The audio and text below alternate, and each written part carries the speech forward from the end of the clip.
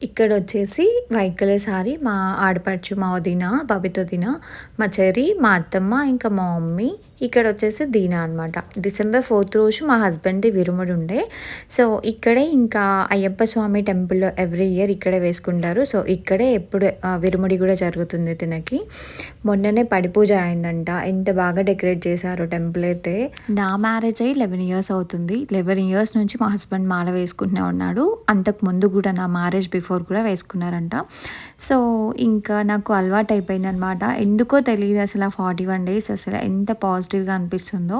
ఇక్కడ మా మమ్మీ, మా అత్తమ్మ, దీనా, ఇంకా పక్కన అవనిక వదిన, శ్రీత వీళ్ళందరూ కూర్చున్నారు. సో, సతీష్ అన్న గూడా వేసుకున్నారు మాల. ఆ రోజు సతీష్ అన్నది కూడా విరుముడి ఉండే అనమాట.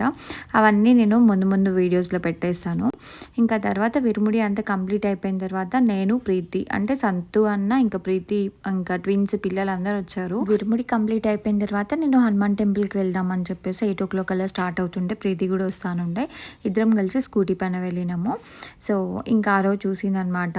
అమ్మో! ఇంత దూరం వస్తావే నువ్వు రోజు అని అన్నది. బట్ మాకు దగ్గరే కానీ తనకు అట్లా అనిపిస్తుందనమాట.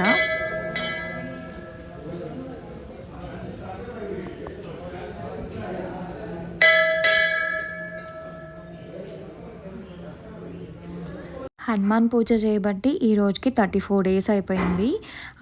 అసలు ఇట్లా చూస్తుండగానే డేస్ కంప్లీట్ అవుతున్నాయి అన్న ఫీల్ వస్తుంది. ఇక్కడ కూడా హనుమాన్‌కి మాల వేసుకుంటారు కదా! 41 డేస్ దీక్షలో ఉంటారు కదా! సో, వాళ్ళకి కూడా ఇక్కడ విరుములు అవుతున్నాయి ఆ రోజు.